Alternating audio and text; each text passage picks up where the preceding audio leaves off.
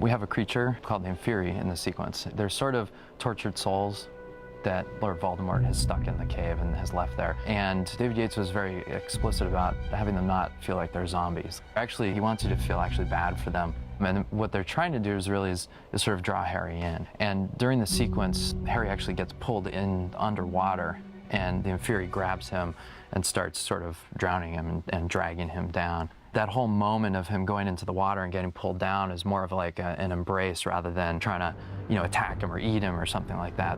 It was more about making a believable story, because ultimately they were victims of Voldemort. They weren't there because they were killers themselves.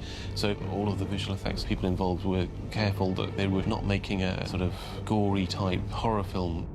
The design itself is difficult that way because they do look very emaciated and very skinny. They're basically skeletal creatures. So the action and the animation tells the story that these aren't zombies.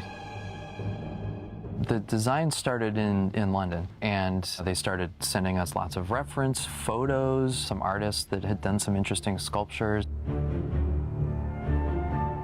Then they started actually building a sculpture over there, a maquette, which was life-size of one of these Inferi. They got to a certain point in that sculpt, sent us pictures of that, and then we additionally did some artwork along with that to start defining things like hands, various heads, different hairstyles, because there's so many of them. We build one maquette, we really have to change that up and make it look different.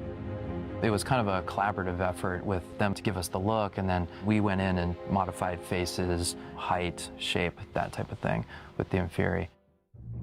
I think ultimately, and what's really interesting about this director is that he always goes more for realism. So we basically just went to the track of just try to make them look as human as possible. And in a way, that's almost scarier, because then hopefully you're actually believing that these things are crawling out of the water rather than making it some kind of weird creatures. We referenced a lot of prison camp type survivors where they're very emaciated and they've been sort of tortured by their environment. It was some difficult reference to look at, but it definitely served in creating a look for these characters as well as sort of being ominous. They needed to not just be intimidating or scary, but they also need to be kind of sympathetic and tragic.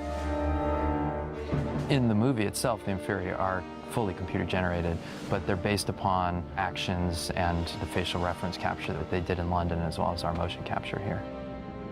For their actual acting or action, they hired some actors, and the director had these actors go through various poses, maneuvers, and just expressions. Once we had that, we then additionally here at ILM did a bunch of motion capture, because our animators actually wanted to control all of those rather than going for a crowd pipeline.